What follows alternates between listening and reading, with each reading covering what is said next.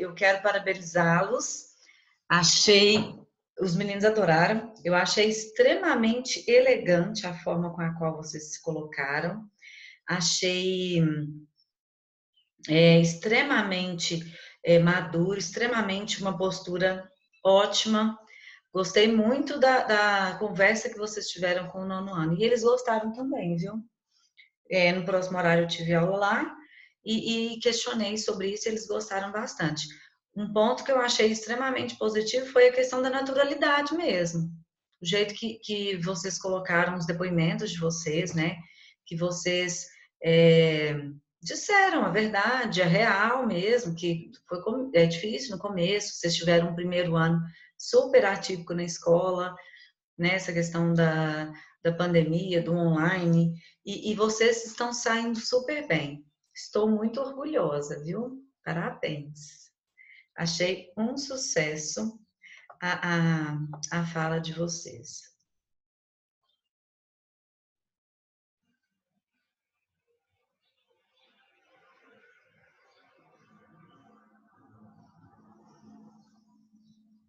Então, eu vou colocar no livro, página 129, rapidinho, tá? Só para nós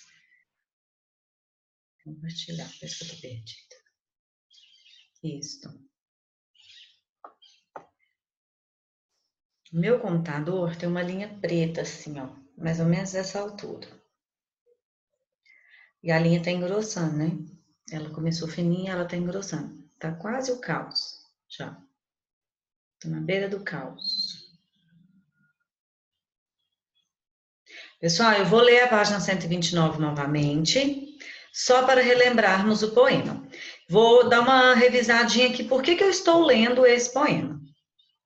Esse aqui é o Lord Byron. Foi ele o precursor da segunda fase romântica. A segunda fase romântica é aquela do sofrimento, aquela da melancolia, temas voltados à morte, aquela do sonho, da fantasia, a fuga da realidade, tá? E o Lord Byron, ou a geração byroniana, né, que a gente chama, aconteceu na Europa. Ele influenciou Álvares de Azevedo, que é o nosso poeta da segunda geração, tá? Ele é importante nós identificarmos porque ele foi o primeiro que produziu seguindo essa vertente da sofrência, essa vertente sofrência, né, que nós falamos atualmente. Hoje nós temos quantas músicas na sofrência? Né? Não tanta sofrência quanto Lord Byron preferir a morte do que viver esse amor, mas a sofrência de ter um amor muito sofrido. O amor é sinônimo de sofrimento, diferente de outras vertentes, né? No classicismo, por exemplo, com Camões, o amor era platônico. Eu amo, mas ele me faz sofrer. Eu gosto de amar, mas ele me faz sofrer. Aqui é só sofrimento. Então, aqui vem muito medo, o tédio, a melancolia, a tristeza, o choro, a morte, a depressão, tá? Esses temas voltados à fuga da realidade, a muito sofrimento, foram decorrentes de uma influência de Lord Byron. É por isso que eu gostaria de voltar nesse ponto, para nós entendermos. Aqui no Brasil, nosso principal autor foi Álvares de Azevedo. Então, nós vamos comparar agora esses dois poemas, tá? Do Lord Byron e a influência que ele trouxe para o Álvares de Azevedo. A taça feita de crânio humano. Eu gostaria que uma pessoa só lesse, porque esse aqui nós já lemos e já fizemos a análise dele. Só para a gente dar uma relembradinha mesmo, para nós conseguirmos comparar com o próximo poema. Pode ser? Quem que vai começar? Emanuele, você está acordada? Ô, Maria Lúcia, eu leio. Obrigada. Há uma taça feita de crânio humano. Não recues, de mim não foi-se o espírito. Em me verás, pobre caveira fria. Único crânio que, ao invés dos vivos, só derrama alegria. Vivi, amei, bebi qual tu, na morte. Arrancaram da terra os ossos meus. Não me insultes, empina-me, que a larva tem beijos mais sombrios do que os teus. Mais vale guardar o sumo da barreira do que ao verme do chão ser pasto vil. Taça, levar dos deuses a bebida, que o pasto do réptil.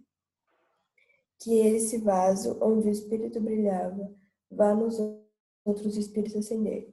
Ai, quando um crânio já não tem mais cérebro, podeis de vinho encher. Bebe, enquanto ainda é tempo. Uma outra raça, quando tu e teus fordes nos fossos. Pode do abraço te livrar da terra, e ébria folgando profanar teus ossos. E por que não, se no correr da vida, tanto mal, tanta dor aí repousa, é bom fugindo à podridão do mundo, servir na morte, enfim, para alguma coisa. Olha só, então, servir na morte, enfim, para alguma coisa. A morte serve para isso, porque a morte vai tirar o meu sofrimento, a morte, tudo aquilo que foi escarrado sobre mim, tudo aquilo que foi cuspido sobre mim, né? Minha cabeça não tem mais cérebro, meu crânio não tem mais cérebro. Enche de vinho, do nada, né? E a morte serviu para isso, para me tirar desse sofrimento, para me sobressair de alguma forma, né? A morte é algo. Observe até as imagens, gente, nesse período, né? As imagens mais escuras, as imagens voltadas a esse tom sombrio. Quando a gente fala em romantismo, eu acredito que jamais vocês imaginariam que iríamos falar de morte no romantismo, né? São duas vertentes bem contraditórias aí. Só que a morte não é algo ruim. A morte é uma fuga, porque a morte é a solução dos problemas, tá?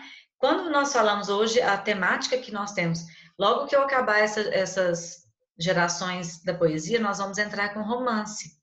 Vocês vão perceber, gente, vocês vão perceber essa questão do romance, do romântico, do romantismo, tá? São três vertentes que a gente usa para a mesma significação, no entanto, elas têm dentro da literatura um outro foco aí, tá? E nós vamos precisar discernir essas três nomenclaturas, para nós entendermos o que é um romance romântico. Ah, mas tem romance que não é romântico? Sim, tem romances urbanos, tem romance regionalista, tem romance intimista, e nós vamos aprender também os romances românticos, tá? Então, cuidado com essas nomenclaturas, que às vezes a gente sempre pensa que o romance é relacionamento de homem com mulher. E não é assim, dentro da literatura, não, tá? Glória moribunda, o próprio nome aqui já nos remete a essa questão da morte também. Vamos seguir o que a gente começou na aula passada? Primeira estrofe, Maria Fernanda.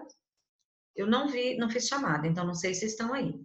Bruna, segunda estrofe. Terceira estrofe, Tuliana.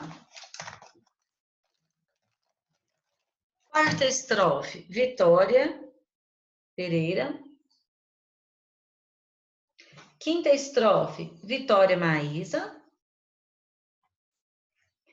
E a sexta, pequenininha, Camila. Pode ser? Alguém sabe me falar se alguma delas não estão? Bruna, Tuliana, Maria Fernanda, Vitória, Vitória e Camila. Vamos lá? Glória moribunda. Maria Lúcia, eu sou o segundo ou o terceiro? Tuliana, você é a terceira. É a Tuliana? Falou? Sim. Tuliana, terceira. Pode começar, Maria Lúcia? Por favor. É uma visão medonha, uma caveira, não tremas de pavor, érguea do lobo. Foi a cabeça ardente de um poeta, outrora a sombra dos cabelos loiros. Quando o reflexo do viver fogoso, ali dentro animava o pensamento, entre fonte era bela aqui nas faces, formosa palidez cobriu o rosto. Nessas órbitas ocas denegridas, como era puro seu olhar sombrio. Agora tudo é cinza, resta apenas a caveira que a alma em si guardava, como a concha no mar encerra a pérola, como a caçoula a mirra incandescente. Tu outrora talvez desses-lhe um beijo, por que repugnas levantá-la agora? Olha comigo, que espaçosa fronte, quanta vida ali dentro fermentava, como a seiva nos ramos do arvoredo, e a sede em fogo das ideias vivas. Onde está, onde foi, essa alma errante que um dia no viver passou cantando, como canta na treva um vagabundo? Perdeu-se o cal sombrio o vento, como noturna lâmpada apagou-se. e a centelha da vida, o eletrismo, que as fibras tremulantes agitava, morreu para animar futuras vidas? Sorris, eu sou um louco. As utopias, os sonhos da ciência não valem. A vida é um escárnio sem sentido, comédia infame que ensanguenta o louco. Talvez um segredo que ela esconde, mas essa a morte o sabe e não revela. Os túmulos são mudos como o vácuo, desde a primeira dor sobre um cadáver, quando a primeira mãe entre soluços. Peraí, deixa eu ler no livro. Do filho morto, os membros apertava. Ao ofegante seio, o peito humano. Caiu tremendo, interrogando o túmulo. E a terra sepulcral não respondia. Levanta-me do chão essa caveira. Vou cantar-te uma página da vida, de uma alma que penou e já descansa. Olha só. Então vamos lá. Vamos entender a influência e qual a relação existe entre os dois poemas, né? Primeira estrofe. É uma visão medonha uma caveira? Não tremas de pavor, ergue-a do lodo. Foi a cabeça ardente de um poeta. Quem que sofre? O poeta.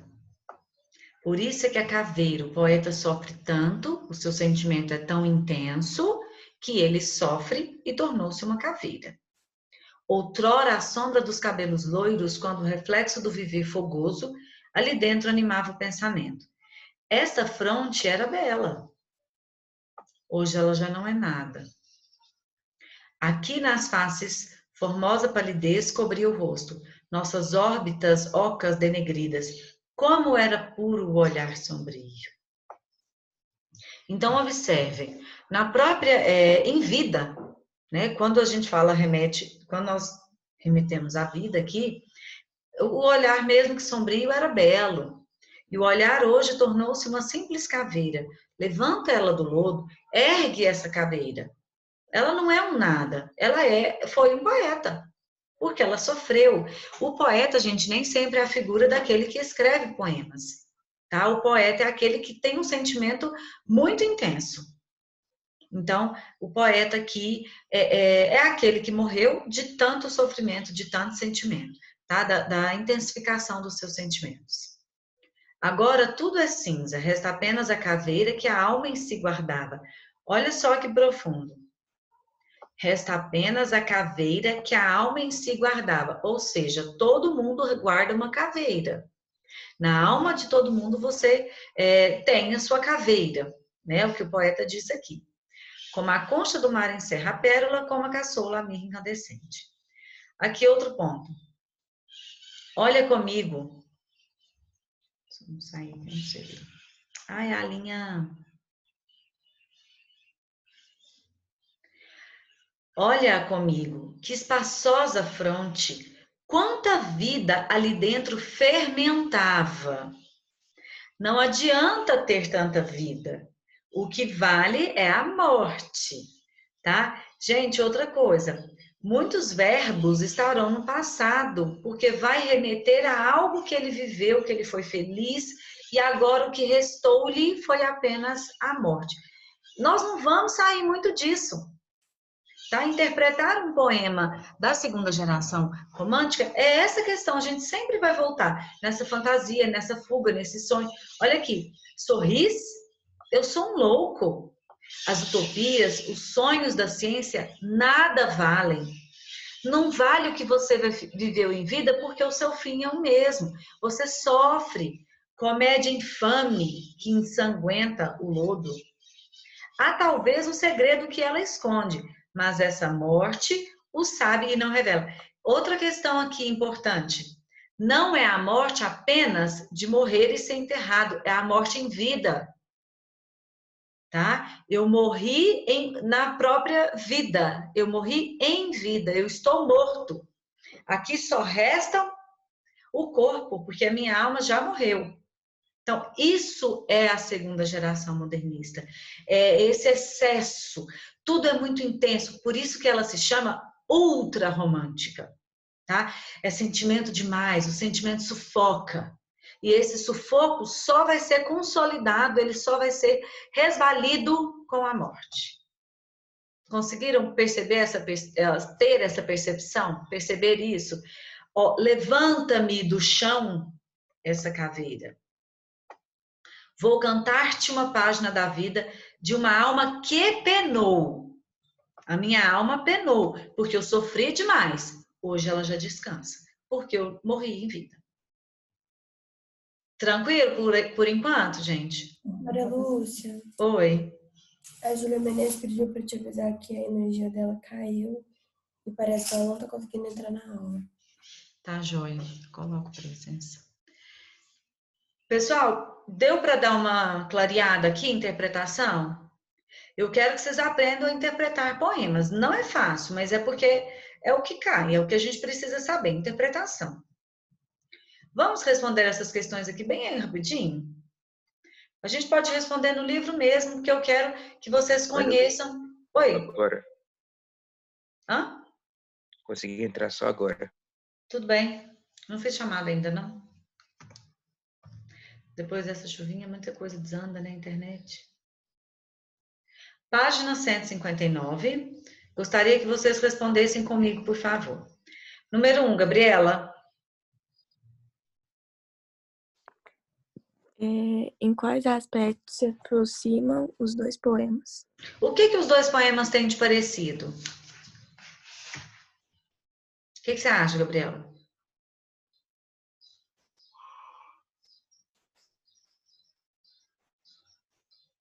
A temática do tédio. Isso, os dois têm uma temática, que é a questão da morte, a questão da melancolia, né? Então, os dois se relacionam. Nossa, que letrão. Se relacionam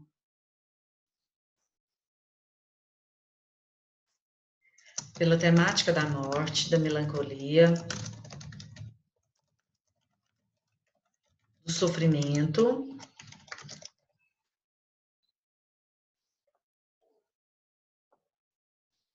E a exaltação. Nós podemos falar aqui que a morte é vista como a solução dos problemas em ambos, né? Então, os dois se aproximam nesse ponto aqui. Os dois veem a morte, os dois falam do crânio, né? O crânio vazio, porque já morreu, já não tem mais por que viver, a partir dessa solução para os problemas, né? Os dois têm essa visão aqui. Vamos lá. 2, Isabela.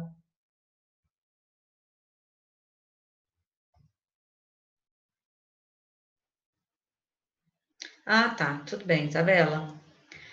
Bruno, 2.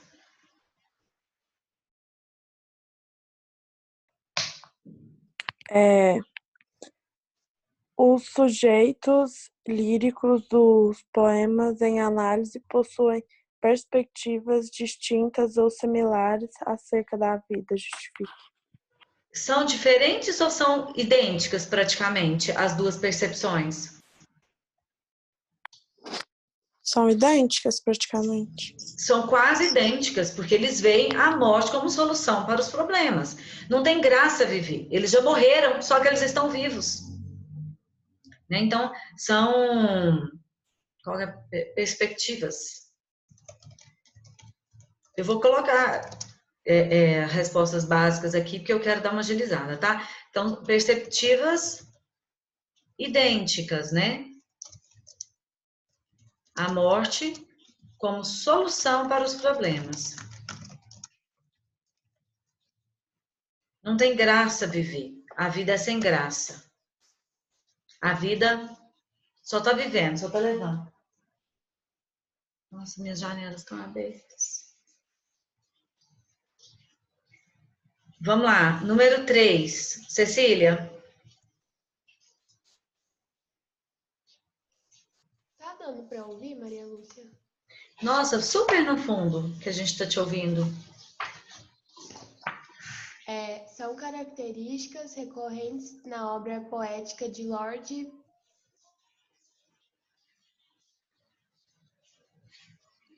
o sarcasmo, a ironia e o humor ácido.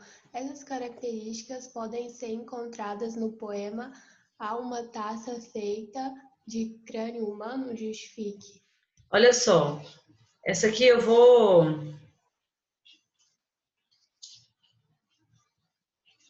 até passar para cá. Lord Byron, ele fala assim, do crânio que enche de vinho.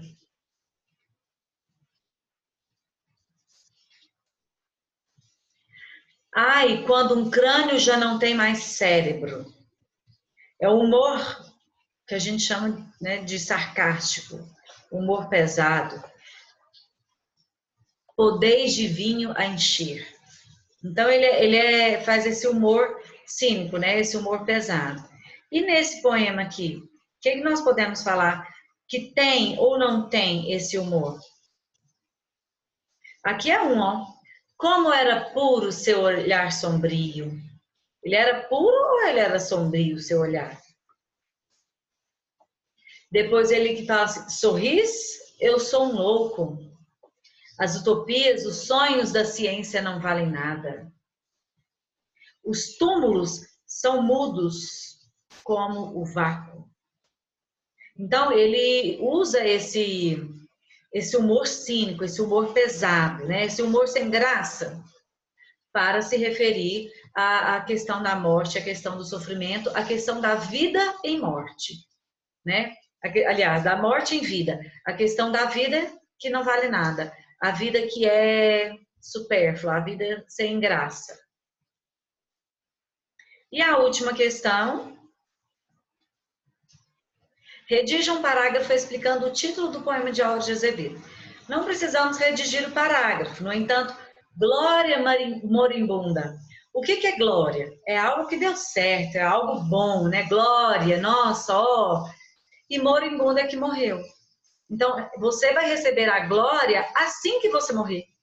A glória vem com a morte, a exaltação vem com a morte. Né? A glória moribunda quer dizer esse ápice, esse aconchego baseado no moribundo, baseado na morte. Pessoal, sobre essa parte alguma coisa? Só que olha só, nós temos aqui Álvares de Azevedo e nós temos outros autores também. Observem as imagens lá na página 132, 133, somente questões relacionadas a espírito, à morte, as telas mais escuras.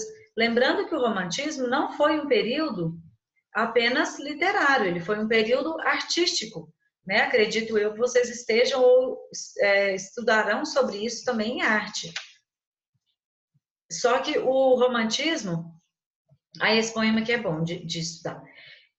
O romantismo vai tratar muito dessas questões, tá? De novo, da morte, do sofrimento. Só um paralelo aqui importante, que eu vou anotar pela 10ª vez. Depois nós vamos fazer. Terça-feira eu vou trabalhar com vocês aqui a terceira fase. Eu gosto muito da terceira fase. Primeira fase. Segunda fase. Qual que é o nome da primeira fase, gente? Bora lá, vamos recapitular aqui para a gente interpretar esses poemas. Qual que é o nome da primeira fase? Alguém. Bruna, A primeira Luca. fase do romantismo? Isso! Tá lá no livro velho, vocês vão conseguir colar só se for pelo caderno. Quem é a primeira fase do romantismo? Se não lembrar, vamos anotar. Nacionalismo. É racionalismo? Nacionalismo. Primeira fase é indianista, é o índio. Vamos fazer um paralelo aqui, antes da gente chegar na terceira fase, então? Eu vou deixar umas questões da segunda fase para vocês fazerem, para a gente interpretar poemas, tá? Eu vou treinar bastante isso. E a segunda fase, qual que é o nome dela? Ultrarromântico. Ultrarromântica.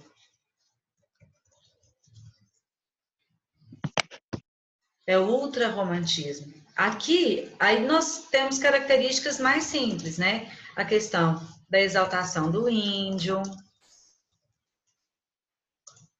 a questão da natureza. O que é o sentimento ufanista? O que é o ufanismo? Termo novo que precisamos saber nessa fase. O que é o quê? Ufanismo. Gabriela, Bruno, Bruna, Gabriel, Lucas. O que é o ufanismo? É o nacionalismo exagerado, patriótico.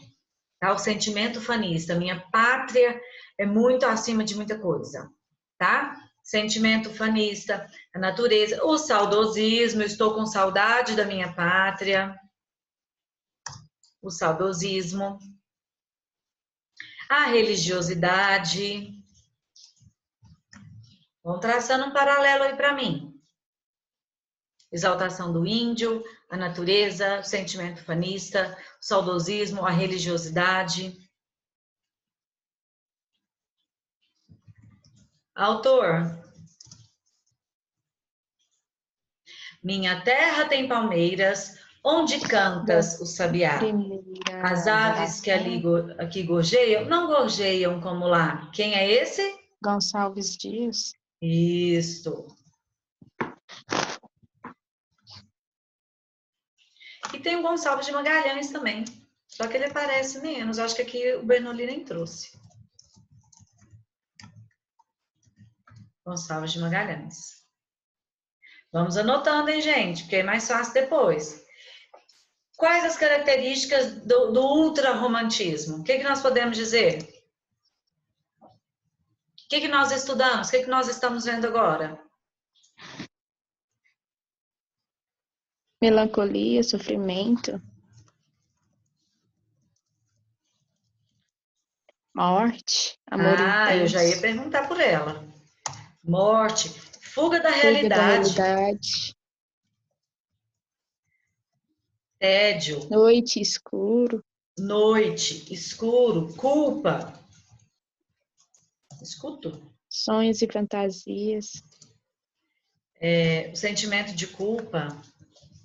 O sonho, né, que é a fuga da realidade, a fantasia, a imaginação fértil.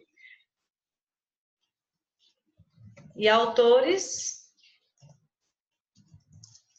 Álvares de Azevedo. Gente, memoriza que é Álvares, porque depois, daqui a pouco, nós vamos estudar o Aloysio Azevedo. O Casimiro de Abreu. Vai aparecer aqui também. O Sousa André, eles não trouxeram, não? Só o Fagundes Varela. Nós vamos ver os outros autores também.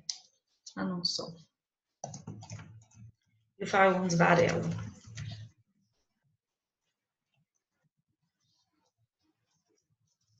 Então nós vimos um pouquinho de Álvares de Azevedo. Nós vamos ler mais um poema bem famoso dele, que é Se Eu Morresse Amanhã, para nós entrarmos nesses dois autores, tá? Então, já vi a primeira fase modernista, Gonçalves Dias, né? Segunda fase, Álvares de Azevedo, para a gente ver um pouquinho de Casimiro de Abreu e um pouquinho de Fagundes Varela. Tranquilo por enquanto? Vamos voltando, então, lá na página do Se Eu Morresse Amanhã. Página 132. É o comecinho da 132.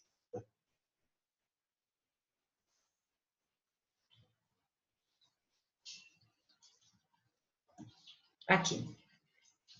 Se eu morresse amanhã. São 4 estrofes. Vamos ler?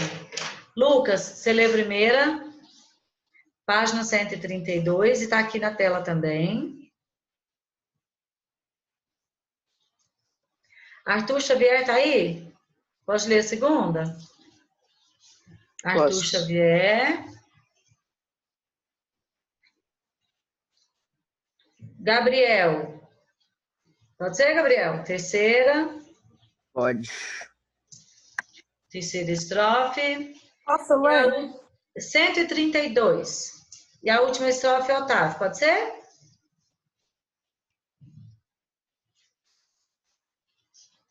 Otávio, tá por aí?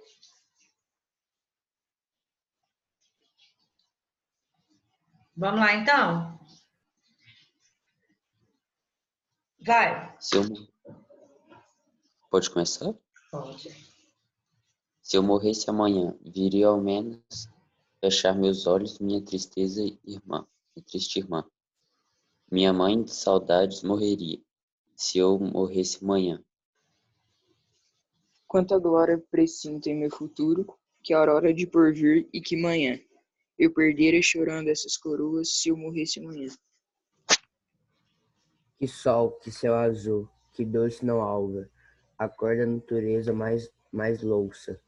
Não me baterá tanto amor no peito, se eu morresse amanhã.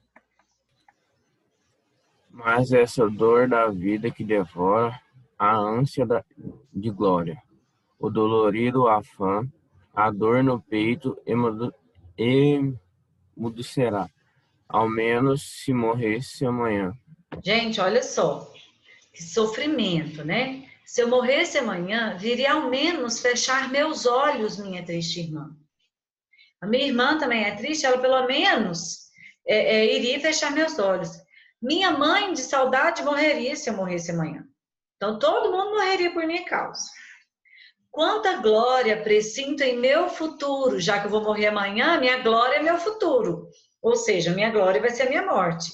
Que a aurora do porvir e que manhã. Eu perdera chorando essas coroas, se eu morresse amanhã. Olha só que interessante esse trecho aqui. Eu perdera chorando essas coroas, se eu morresse amanhã. Né? A glória, quanta glória presinto com a minha morte de amanhã. Que sol, que céu azul, acorda a natureza mais louçã, não me batera tanto amor no peito se eu morresse amanhã. Não me batera tanto amor se eu morresse amanhã. Se eu morresse amanhã, eu ia ficar tão feliz que eu teria muito amor no peito. Olha só o que é o romantismo. Mas essa dor da vida que devora, para mim, viver não tem mais graça. Porque viver é sinônimo de dor. Não é morrer que é sinônimo de dor, é viver. A ânsia da glória, eu estou ansioso para morrer amanhã. Porque amanhã vai ser minha glória quando eu morrer. O doloroso afã. A dor no peito emudecera. A dor que eu sinto vai acabar se eu morrer. Ué? A minha internet caiu, eu achei que fosse a aula. Não, foi sua internet. Não, eu achei que fosse a aula. Eu tô aqui tentando abrir outra aula e tá lá rodando aí que eu vi que foi a internet. Mas você já pode abrir, falta só menos de 1 minuto. Menos de 1 minuto, né? Não, eu tava aqui conversando sozinha, achando que fosse a aula que caiu e foi a minha internet. Então eu vou fazer isso, né? Vou desligar e já chamo vocês, só um minutinho.